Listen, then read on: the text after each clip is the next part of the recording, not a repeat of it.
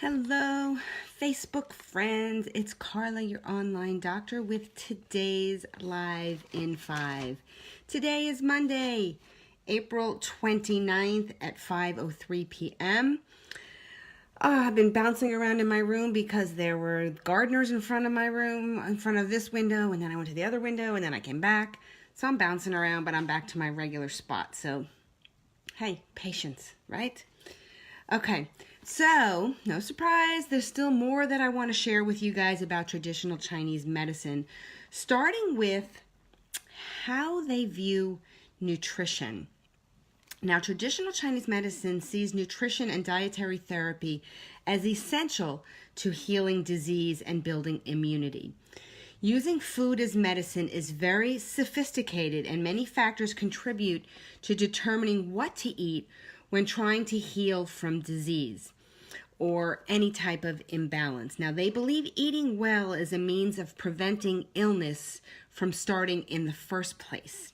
Okay, so this is very different than Western medicine because I can tell you I learned if there was a couple of hours on nutrition while I was in medical school, it was a lot. So I'm hoping medical schools have upped their game, but can't tell you the truth because I don't know 100%. But I know that traditional Chinese medicine practitioners talk about nutrition a lot. Now, first off, in traditional Chinese medicine, all foods are seen to have a temperature, either a hot or a cold temperature. Now, I don't mean just based on it being hot or cold, like hot soup or a cold sandwich. Okay, this may seem overly simplistic, but their actions on the body come from thousands of years of observations and empirical evidence, and as a result, have incredible diagnostic value in treating disease. Now, what is also important is the thermal temperature of the person eating the foods, as there is an interaction allowing foods to heal.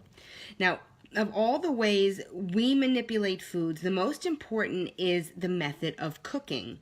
Cooking for short times at lower heat helps break down food to be more readily assimilated in the body as compared to eating them raw.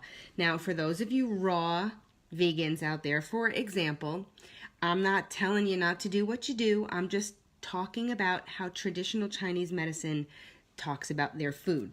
Now, few nutrients are lost, and the ones that remain are more readily utilized. Again, this is low heat for short periods of time. This does not mean 450 degrees for 45 minutes. Okay, so it can still go along with what raw vegans do by keeping temperatures very low for short periods of time. So imbalances in the body are what cause disease. Too much heat can be caused by too many heating foods or hot foods, or not enough cooling foods. So some examples of how heat in the body might manifest include red face, red eyes, hemorrhage, high blood pressure, swelling, rashes, rapid heart rate, etc. Now, one of the best things we can do when we have excess heat in the body is to eat more cooling foods. Now, cooling foods include things such as apples, bananas, watermelon, citrus, lettuce, cucumber, celery, broccoli, alfalfa sprouts, spirulina, peppermint, and cilantro. Now, there's a longer list. This is just some examples of ones that I thought I'd mention. Now, too much cold in the body can come from eating too many cooling foods or not enough warming foods. Okay, so it's a balance.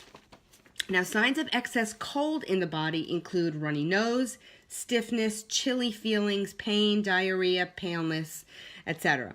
Now, eating foods that are healing would include shrimp, chicken, beef, liver, that are heating. Misspoke there. So if you have too much cold, you want heating foods.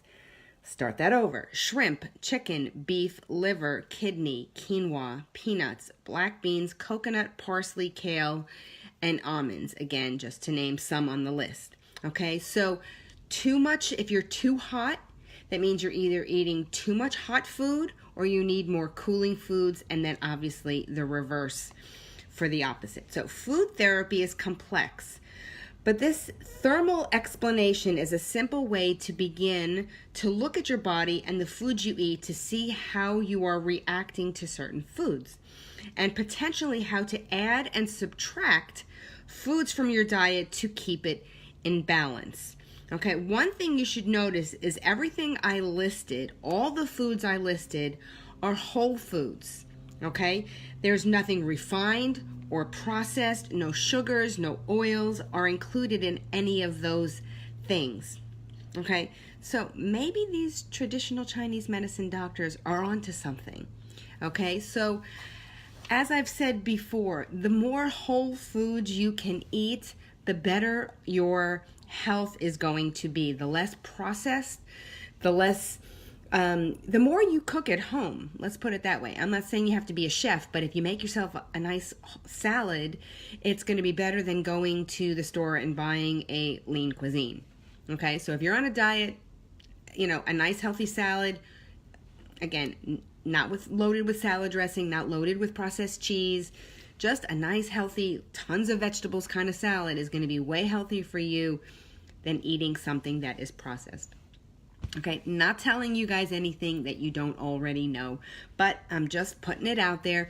This is how traditional Chinese medicine people look at food. Hot food, cold food. Okay, again, not temperature so much as what it does to the body.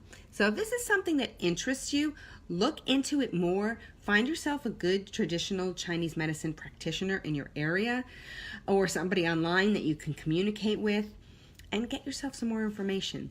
So that's what I'm doing. I actually have an appointment for the end of the month with an integrative physician who specializes in acupuncture. So I will keep you guys posted on my progress there, but I'm very fascinated to find out what she will add to my health routine.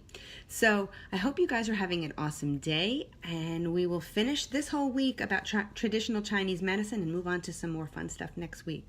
But I look forward to seeing you again tomorrow for another Live in 5.